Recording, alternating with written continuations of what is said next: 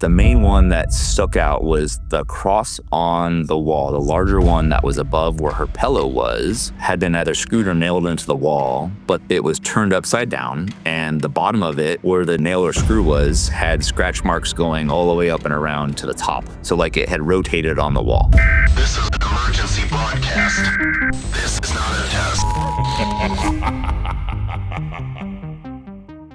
Welcome, everybody, to the Dad's Doomsday Guide. I hope everyone had a great summer. We are back with a new season of the podcast. And in the past, I know it's been hit or miss in terms of consistency because, life gets in the way. But we are making a concerted effort this time for this new season to have much more content, get from guests to new formats. I'm going to talk a little bit about that before we get into today's episode. So, new formats. First, Veil Encounters. This is where you guys can tell us your story. We have a Google form. I pinned it in the comments. It's in the description. You guys can go on there, tell us what happened, where it happened, when it happened. Supply photos, video if you have them. You can keep it anonymous. You don't have to tell us, who you are or anything like that.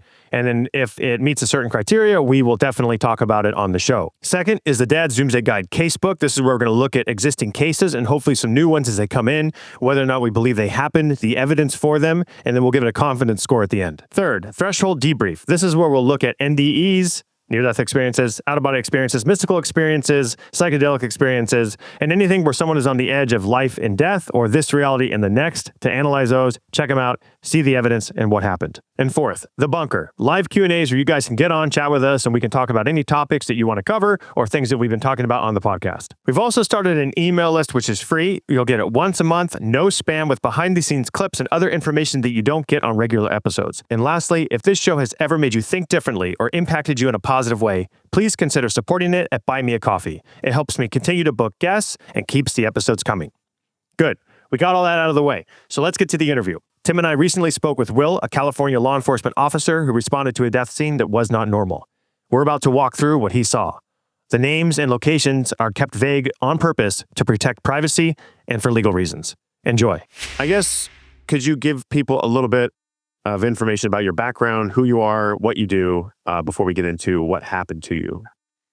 Yeah, so I am a deputy sheriff. I've been working with my department for 17 years now. As a deputy sheriff, we spend time in custody working out of jail as well as working on the streets. So this story is about one of my experiences while working on the streets. I spent about 13 years out there doing that.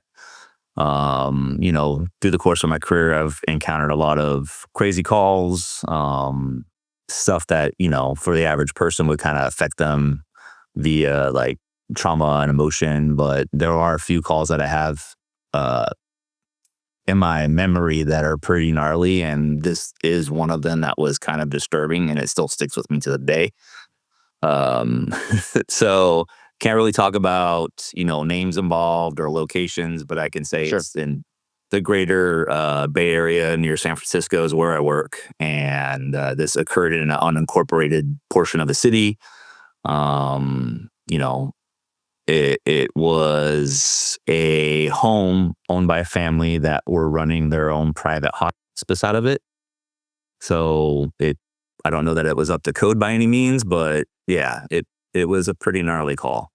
So before we go ahead, Tim. before we continue, I've worked with for those of you out there, I've worked with Will, and he's a terrible person. So just so no, he's a good dude. We've been working together for how many years now? 17. Yeah, long time. Yeah. Well, I wasn't here on this call with him, but he did tell me about this. But like 6 years ago, he told me about this call. Yeah. And unfortunately, all the pictures and photos and everything we probably couldn't show anyway, but they're gone because we switched report writing systems.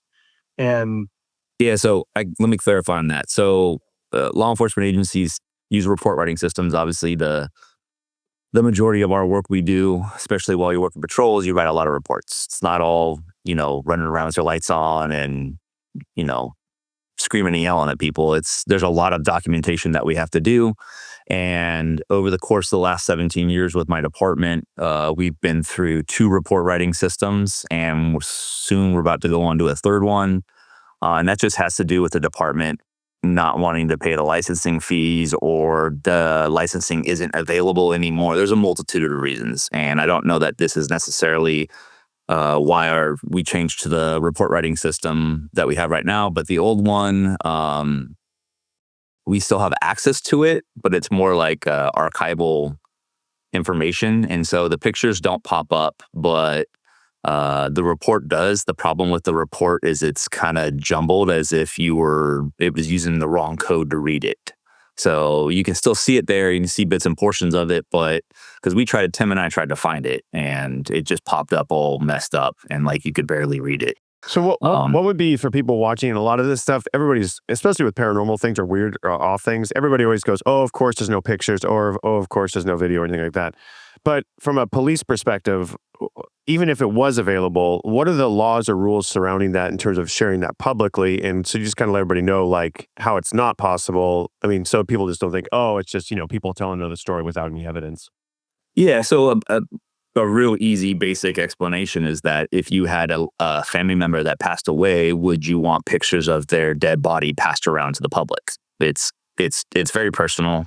We're not supposed to do that. I can talk about this, but in a very, I'm not going to use names, locations, dates, or times. And if I do, they'll be very generalized. But we don't just release reports to the public. The only way you can get a report from my department is if you are listed as a victim in a crime, then you have access to it.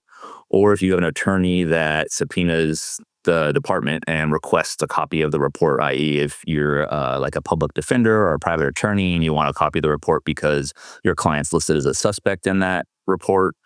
But if it's just a generalized report, like with information in it, documenting something that wasn't a crime, i.e. somebody passed away, we as law enforcement officers have to respond to all people that pass away to ensure that, there wasn't anything suspicious. There's no foul play. It was of natural causes.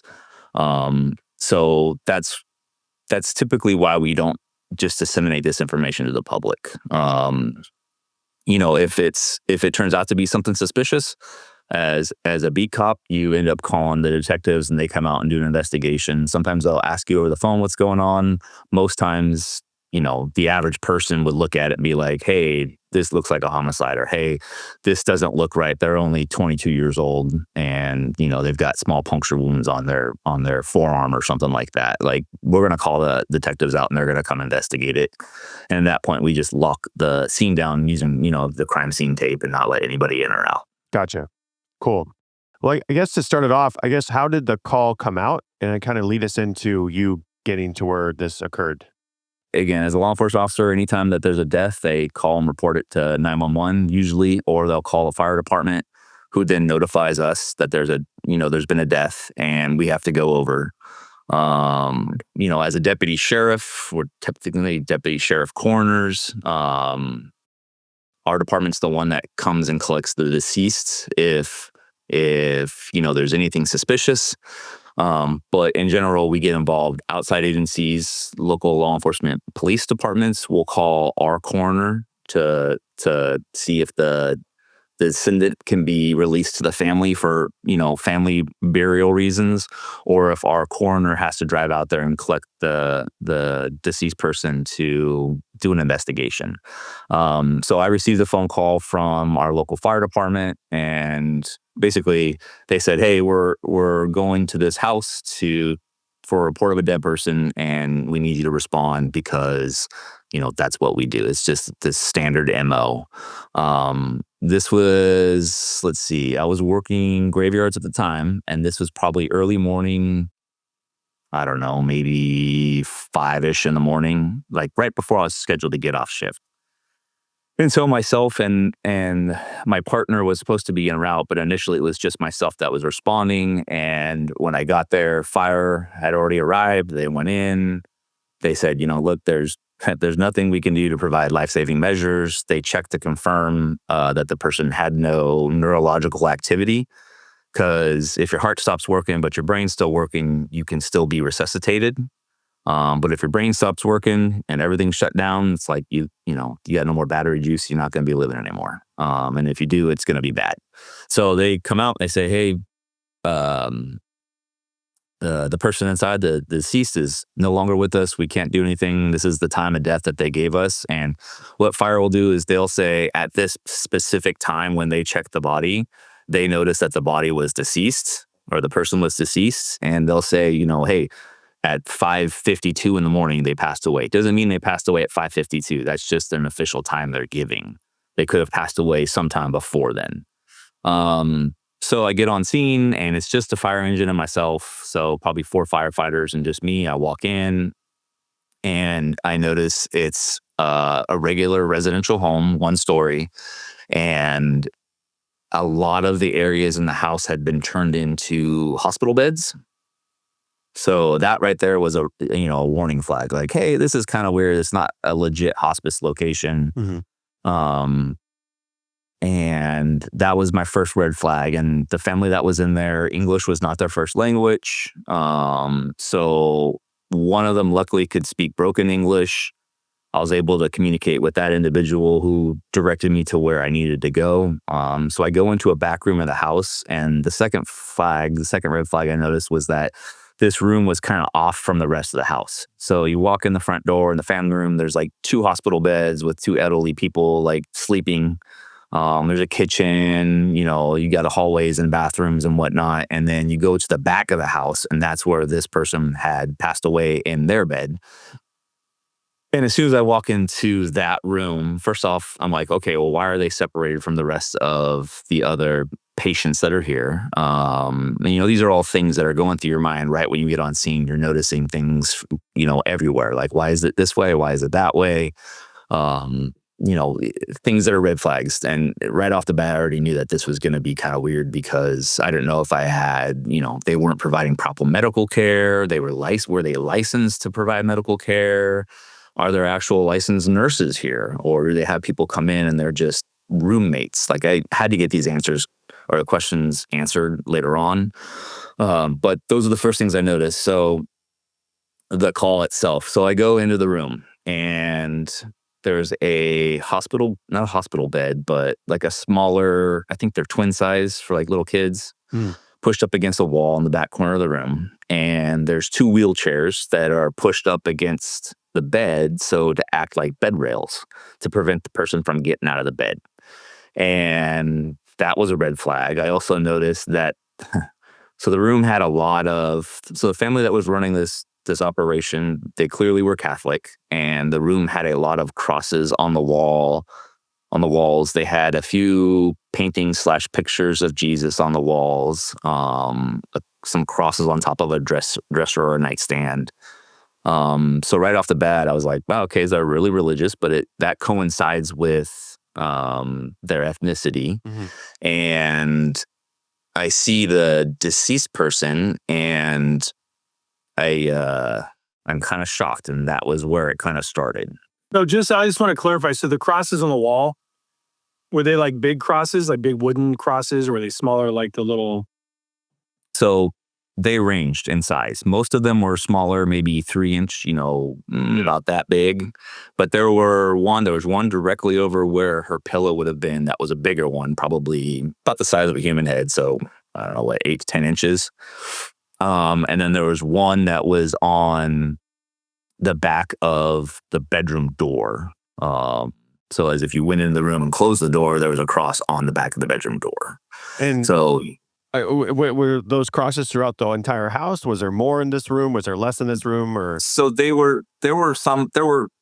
was religious, I don't know what the word to use is, religious items throughout the house. Okay. But this room had a large concentration of them. Interesting. It was all Catholicism, right? Catholic, like statues. Very much. Jesus. Okay. Yep, very much. They had crosses and stuff like that throughout the house, but it wasn't like, why are there 8 crosses on the wall and 2 paintings of Jesus and, more crosses on top of nightstands and dressers throughout the house? It was just this room. And when you walked in there and you communicated with the person who could speak a little English, was there anything said before you walked in there, or was it pretty much just, oh, she's in the back, and you went to the back? So the very brief conversation I had while walking down the hallway was that they're in the back. The subject was wheelchair bound, able to use their arms, but not able to walk, not able to get around. and had to be moved about the house and, the outside of the property via wheelchair. And so in my mind, and this is just based off 17 years of doing this, at the time I think I had 14 years on the department, so still a good amount of time on patrol and a good amount of experience dealing with people that had passed away.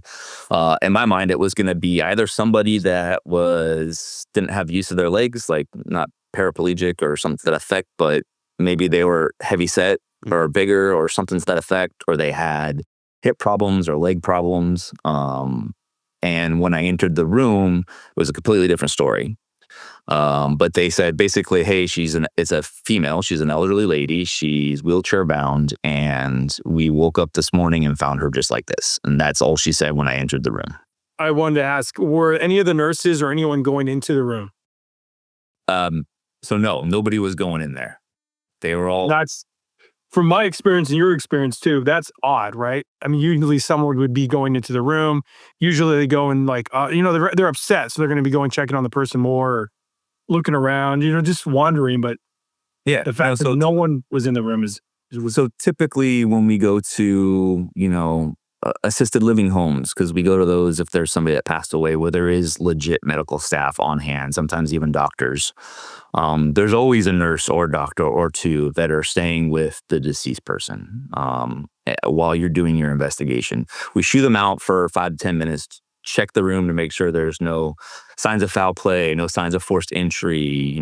We check the decedent's body to make sure there's no bruising or lacerations or bullet holes. And then once that's done and we photograph and document everything, we allow the nurses to come back in, and they kind of prep the bodies for family members to come and see, so that it's not quite as shocking. In this particular case, the person that was escorting me back there did not go in the room. And the rest of the people that were working there, which I think there were 3 or 4 in total, the other ones were all staying in the family room. And that right there was kind of like, okay, well, I need answers to these questions. I need you here. And as soon as we walked back and I opened the door, the nurse booked it out back down the hallway. I was like, okay. That right there kind of gave me another red flag and kind of the heebie-jeebies, because like, why are we doing this? Also, it should be noted simultaneously, I'm thinking in my head, like, this is weird. Where's my partner at? Start with when you go in the room, what's the first thing you see as the guy books it back down the hallway? You're like, what the hell? You like kind of like, is the door open? You push it open, you step in, and then what's the first thing your eyes lock on? Yeah. So one thing I'll never forget is the very initial entrance into the room. And this is one thing that it sticks with me forever. Basically, they're talking as we're walking down the hall, and hindsight, and I'm not embellishing by any means, there's no lights on in the hall.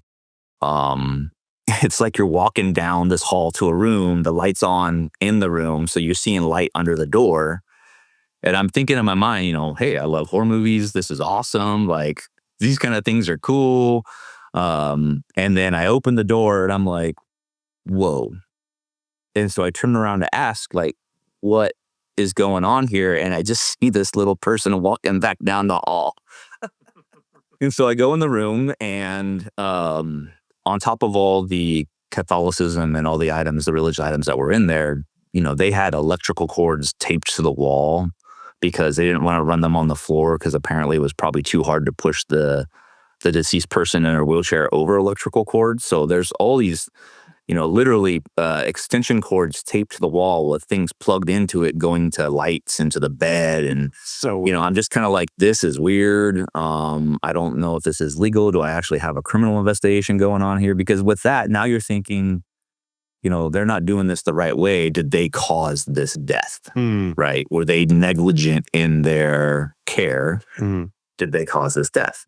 So imagine a little square room. You go through the door. As you're staring into the room, the bed's in front of you, but it's pushed up against the back wall and into a corner. So where your pillow or the headboard would be was in a corner of a wall. In front of that bed are 2 wheelchairs that are backed up to it to kind of act as guide or rails to prevent her from falling out of bed, I guess. So the deceased person, it was a female. She was elderly. She was probably 5'2", 5'3", maybe 100 pounds. Very tiny thing, a very tiny woman. And She is perpendicular on the bed. She's not laying down with her head at the pillow like what you would expect to see if someone passed away in their sleep. She clearly had moved sometime during the night. And she is perpendicular on the bed. She's on her stomach.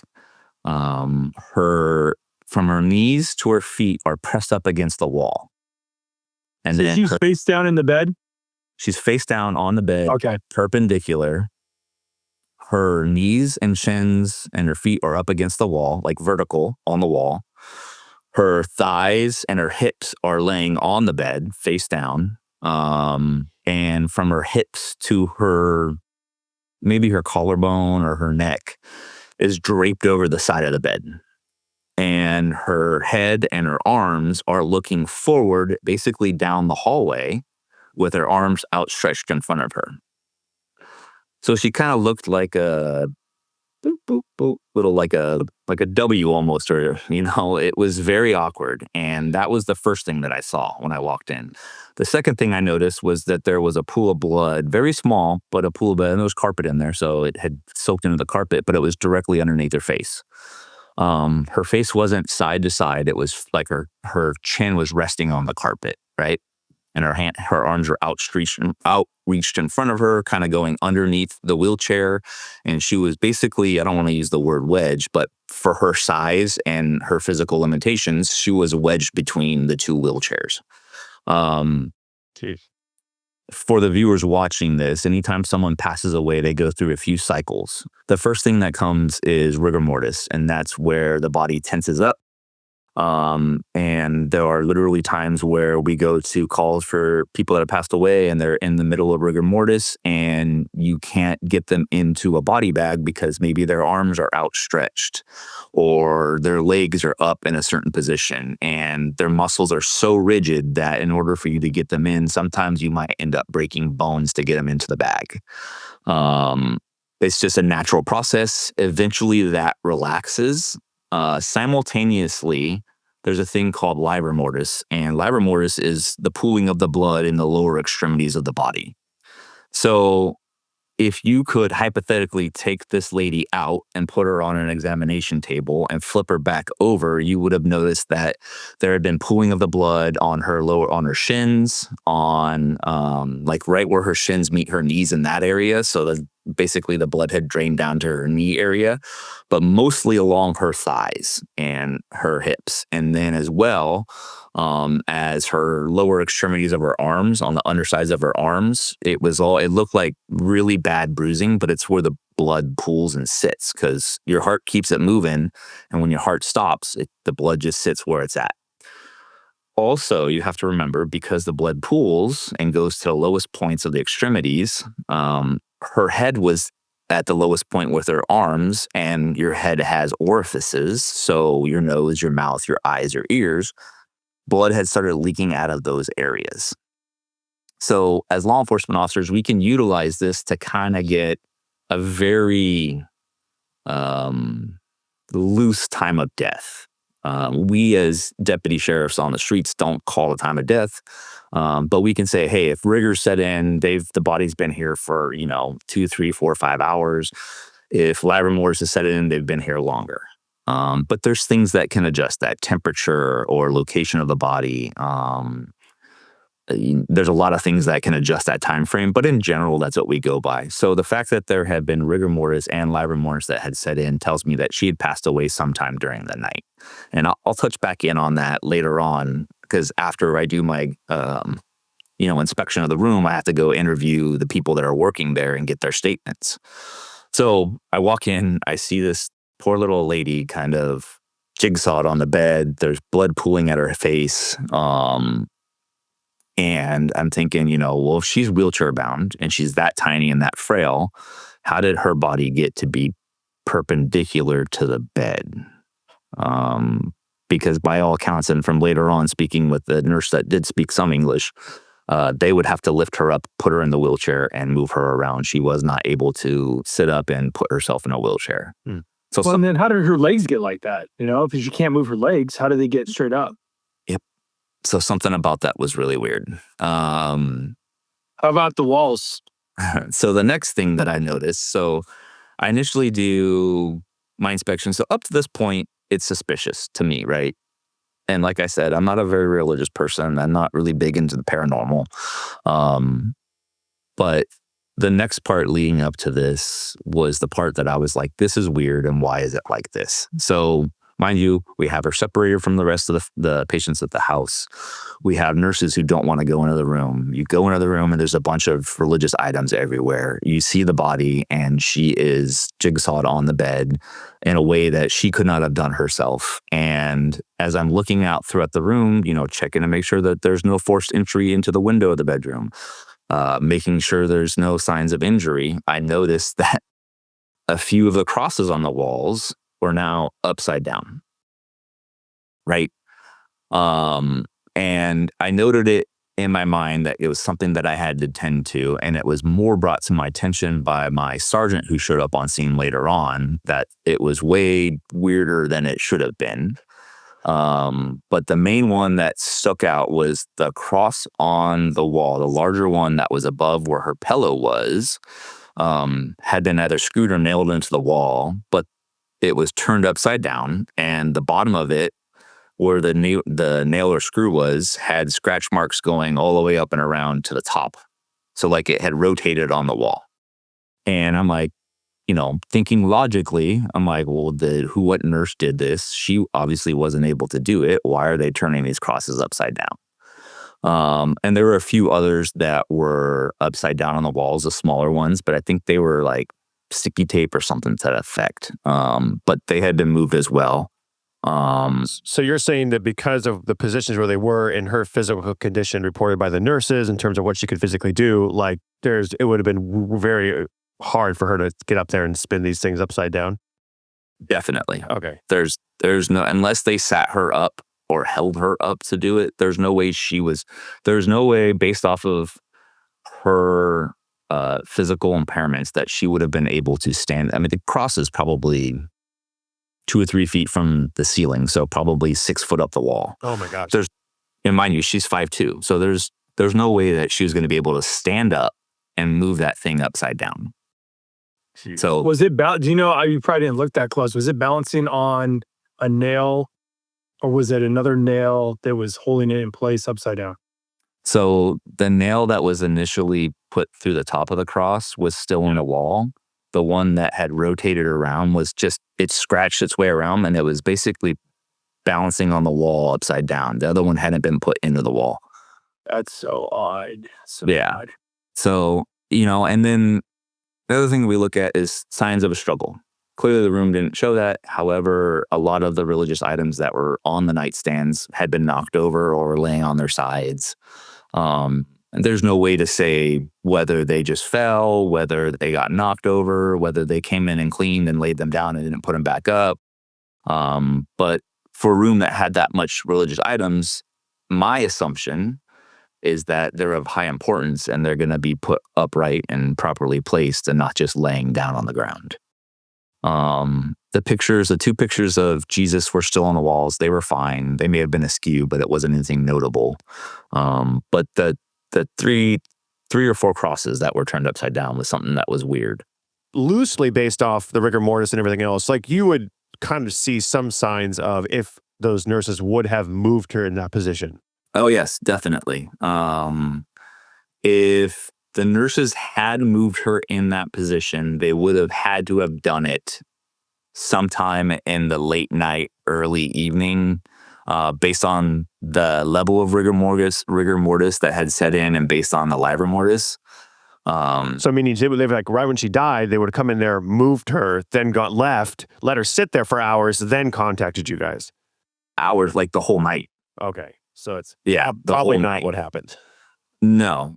So I've started doing the process of the investigation, and my cover partner shows up, and I see the door open, and he pops his head in, and he's like, "What the fuck is this?" So my sergeant shows up on scene then after that, and we're just about done processing the room, meaning we're taking photographs, we're documenting everything that's in the room, we're documenting the medications that are in the room because there's the chance that they overdosed the patient on medication. All her medication is consistent with what her prescription states. So, on a prescription bottle, it'll say the date that it was filled, the amount of medication that was in the bottle, and how she's supposed to take the said prescribed medication. And, the medications were consistent with her taking her pills on a daily basis and not abusing the medication. I don't remember what medication she was taking. I don't believe any of the medications were opioids for pain management, meaning, if you take too many opioids, there's a chance your heart will stop. So that wasn't part of the issue. Kind of standard medications. Now, one of them was a medication to help with the effects of, I believe, dementia. But that wouldn't be something that she could overdose on. So my sergeant walks into the room. We're just about to finish up. And he basically says the same thing. What the?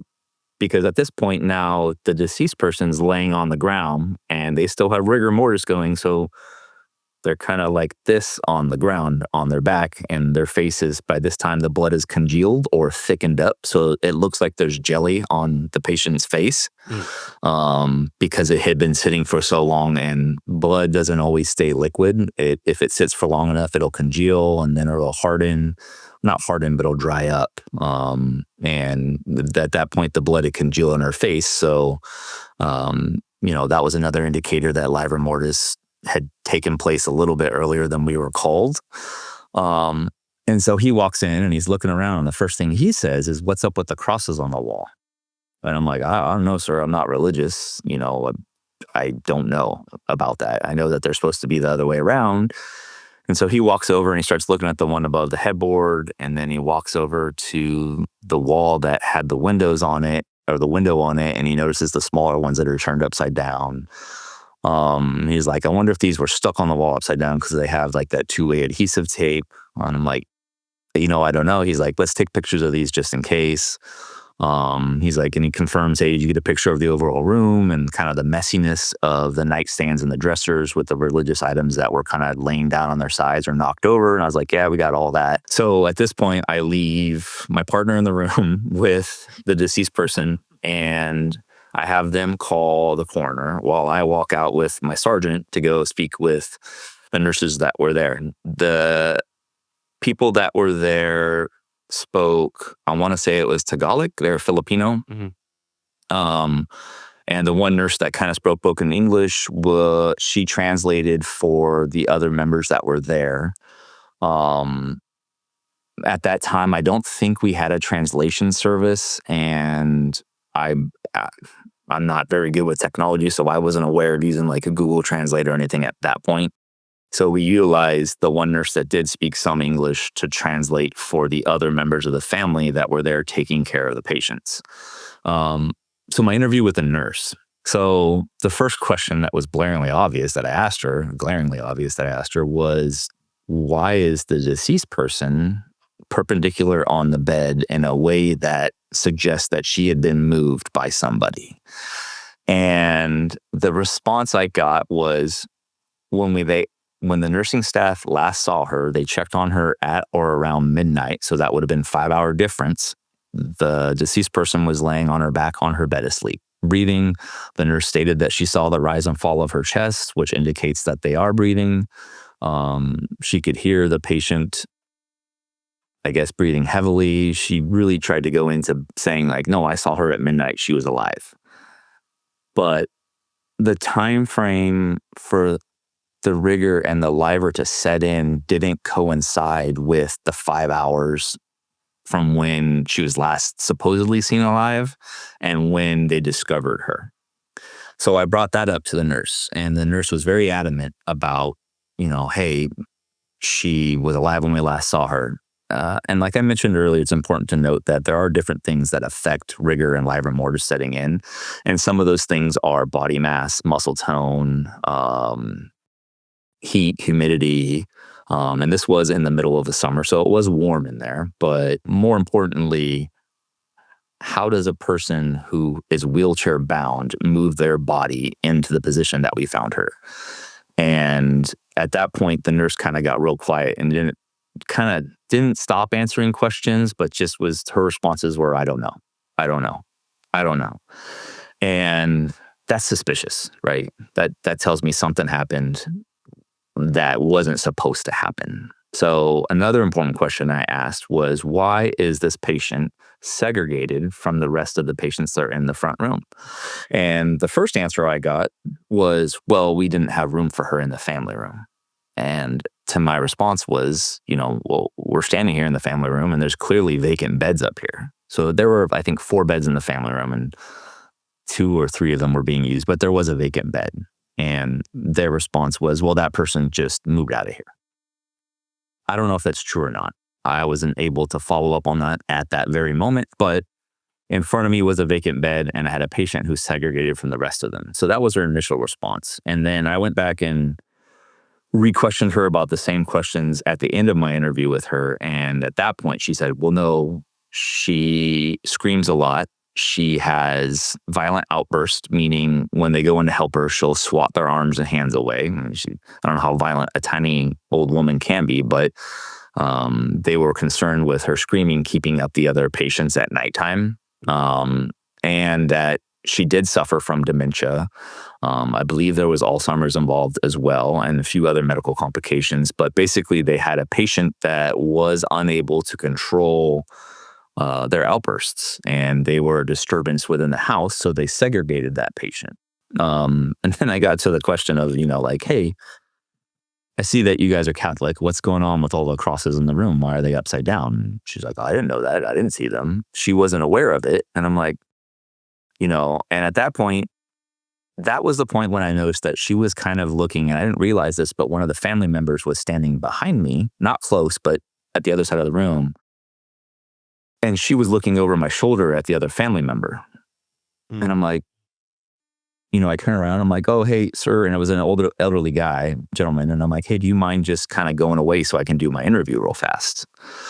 And after I did that is when she got real quiet and started going with, I don't know. So I don't know if she's being fed answers from behind me. And that's my own fault. I should have made sure of that because officer safety is paramount. And what if that old guy didn't want her answering questions and did something to me from behind? But once the elderly gentleman, the family member, left the room, she started giving me the I don't knows. I can't answer that. I don't know. And That's bullshit. She was fucking lying.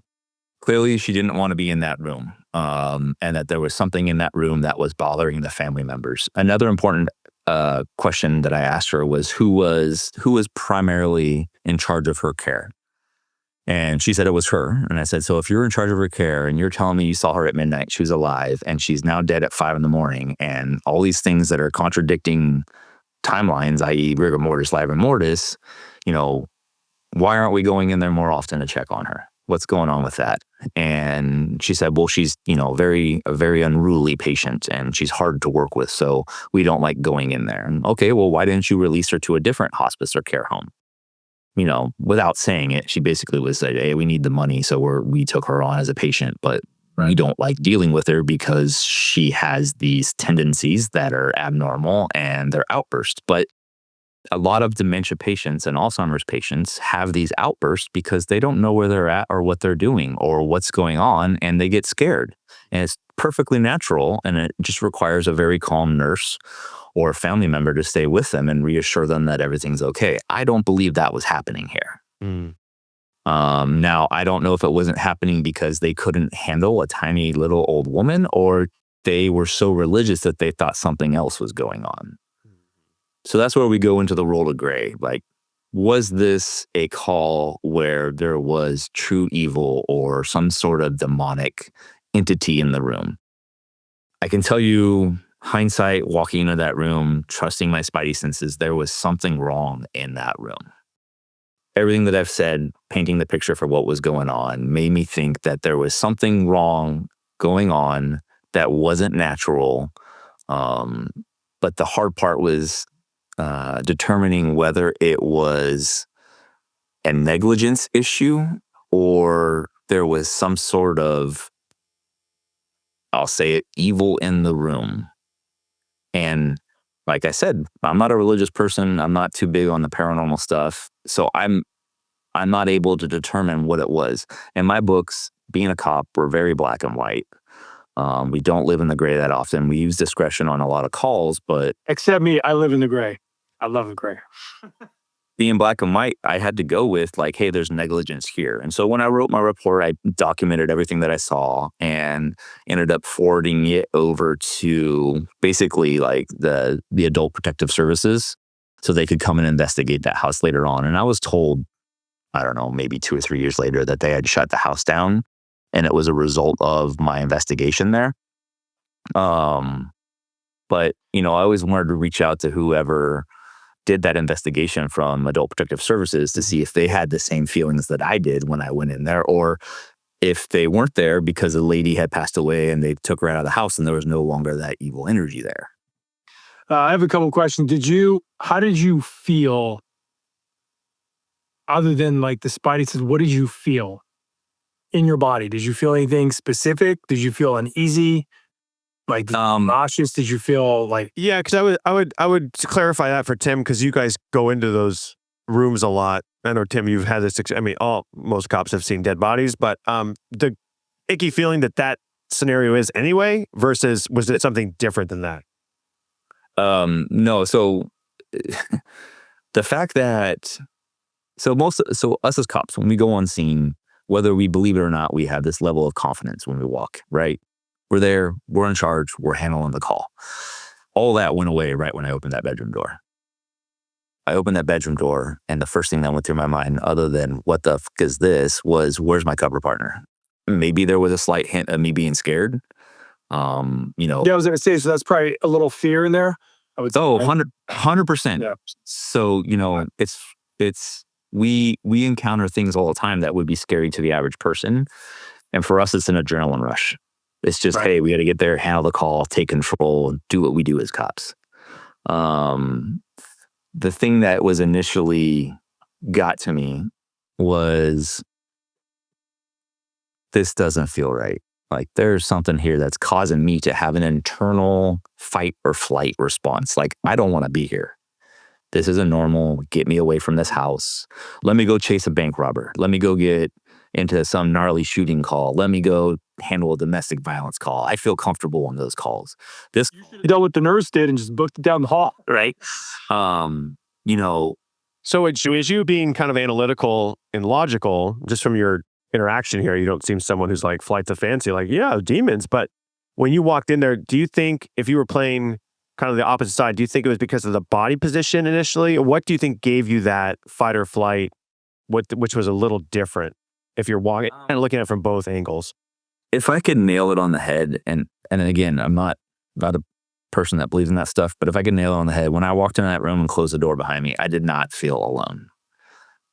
I did not feel like, in my mind, I'm like, hey, this lady's going to come back to life and be a zombie or something, right? I was like, hey, there's something going on in here. I want another cop here. And this isn't right. This isn't good. This isn't right.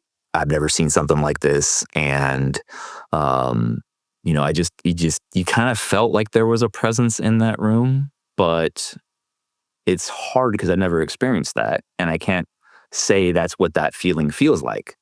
But it definitely, in my mind, was like, hey, is this person going to come back to life? Is something going to fly off the wall and hit me? And I have to push all that down when I'm doing my job, because that's not logical. That's not, I have a crime scene, there's facts, there's evidence. I need to process that to determine what happened. Like for you, most dead bodies, when you go to the call, I was saying this earlier, it's more of a level of like peace, and there isn't a feeling like something's watching you or something else is there. It's more like a quiet, just calmness, right? That's more or less is what it feels like. It doesn't feel like, you don't feel fear and you don't feel scared, at least on a normal average, person that passes away. You don't feel what you felt. No, it's a different, the best way I could describe it as any average person who gets in a high-speed pursuit, that's a normal law-abiding citizen who doesn't do high-stakes, high adrenaline things. They're going to feel fear when they get involved in those things. Like, you go jump out of an airplane, you're going to be scared. You're either going to be like, this is a lot of fun, or you're going to be terrified to where you close your eyes and wish it never happened, right? I think as law enforcement officers, we have exposure to so much adrenaline so often that feeling of being scared doesn't typically exist. This, when I walked into that room, tapped into a feeling of, being a little boy and there was something underneath the bed. Like I don't want to talk. While I'm in the room in there, I'm like, I don't want to talk. I'm looking around to make sure there isn't anything under the bed, that this lady isn't going to turn into a zombie. Like that kind of feeling. Now, I don't believe she's going to turn into a zombie. I'm trying to relate to you that there was this internal feeling where I was like, this is not right. And I want to be out of here, but I have a job to do. Have you ever felt something like this since, or does this still stick out to you as kind of the one time? Oh, this sticks out big time. No, nothing really like this. I mean, I had another call, which I could chalk it up to the wind blowing a door closed.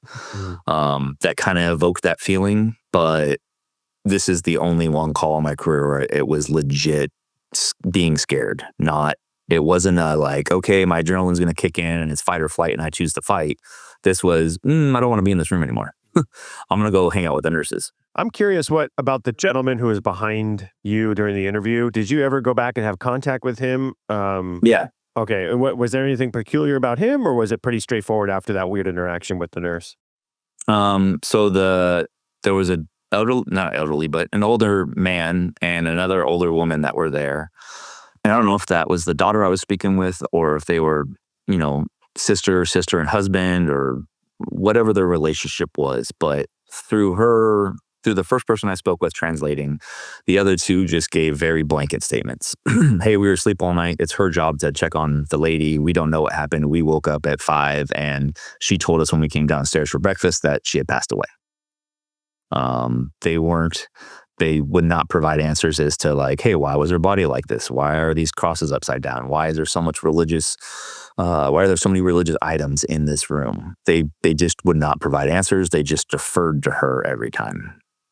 And it's also important to note that when I did ask why there were so many religious items in that room, they said, well, she's religious. The nurse I was speaking with was saying, well, she's a Catholic and she's religious. I don't know if that's the truth or if they had placed those in there because they felt like there was an evil entity in that room. But how about the older guy? Did he say anything? No, both the older guy and the older lady deferred back to the younger verse that I was speaking. Gotcha. Sure. Yeah. That's odd. So wait, the two older people, maybe I'm losing track. Are those people related to the woman who passed away, or are those other medical staff within the house? So they were medical staff. So what I believe was the three of them, and there may have been a fourth, but I didn't interview a fourth person, but the three of them owned and lived in that house. And they were running a hospice out of their house, which I found out later wasn't sanctioned, wasn't licensed. And so the two elderly people, I'm assuming, were either mom and dad or, like I said, sister and husband, or sister, brother. Okay. Something to that effect. So but they lived there and they were related. So the person behind you, when you were talking to the nurse trying to find out, and then she was like, you looking at someone behind you and you told them to go, who was that guy? That's one of those? Yeah, he's one of the family members. Yeah. Family members to the woman who passed away? No, family members that lived at the house. Okay, yeah. So once he was gone, you had kind of a normalish interactions. They referred back to the person who could speak a little English. So you never really spoke to him much more than just to see that he was obviously influencing her responses. Yeah. So, I didn't bring that up, but I noted it in my report. We were able to get a hold of, I want to say it was a niece of the deceased person. And we advised them, hey, your family member passed away. We're out here in this location. Can you respond? And they're like, no, we're on the other side of the country. And they ended up basically organizing funeral preparations in California for the deceased person, and that they were going to fly out at a later time. So we were able to contact the coroner, and the coroner, I sent pictures of the coroner, and he's like, yeah, it is weird, but there's no signs of foul play or trauma, so I don't believe that this is going to be a homicide or a suicide. So he released the deceased person to the medical staff that was at the location, and the niece that was across the country, squared away a funeral home to respond and picked up the descendant and take them for funeral preparations. Okay. So yeah, that's interesting, I guess, with the coroner. So that was about kind of the interaction you had with them, is like, yeah, it's kind of weird, but it is what it is. Yeah. So the coroner's just looking for, when you call a coroner, They want to know, is there a bullet hole? Is there a knife? Is there a stab wound? Were they involved in a car accident? The very glaringly obvious stuff. Or, was the person hanging? Did the person slit their wrist? Had they vomited up a bunch of pills? If they don't have any of that, and it's an elderly lady suffering from a bunch of medical complications, they're going to say, hey, natural causes, release the body, no holds, and you can have a funeral home come and pick her up. Yeah, there's no spiritual box to check. No, they don't. Session? Likely. They don't have that. That box does not exist. Is that kind of what wrapped it up? I mean, kind of just shelved it after that and there was nothing else to it? Yeah, so, I mean, Tim knows that, you're busy, especially during graveyards. Any shift, really, you can potentially be extremely busy. And like I mentioned at the beginning, I was about to get off work, and it was literally my weekend at the end of that shift. So I'm like, not only am I in a location that I don't want to be, dealing with a call I don't want to deal with, and that call itself is giving me the heebie-jeebies. It's my weekend, and I'm an hour away from getting off duty. Let's wrap this thing up, right? So I get back to the station house. I write up an initial report, attach pictures, tell my sergeant, hey, I'll come back in on my next work day and I'll just fix my report and make it in. But at least it has information to get to the detectives so they know that this wasn't a homicide or suicide. And I got back on, it was a Monday, I think, and ended up writing up the report, putting everything in there, and, making note in the report to contact the Adult Protective Services. And then the report just goes away, and you're handling the next call and the next call and the next call. You might go to domestic violence, a dead body, and then, go do a, safe streets or a, neighborhood watch program with a bunch of normal people. Like our job is so varied with the calls that we go to that you have to compartmentalize and put that call away in a box and not remember it until it gets brought up later on, which is a problem that I think all cops deal with. Is we're exposed to so much trauma and so much negativity that we just internalize it, box it up, put it away, and go on and deal with the next one. And we're really good at doing that. Oh yeah, and then you fill the void by buying cool shit and spending your money.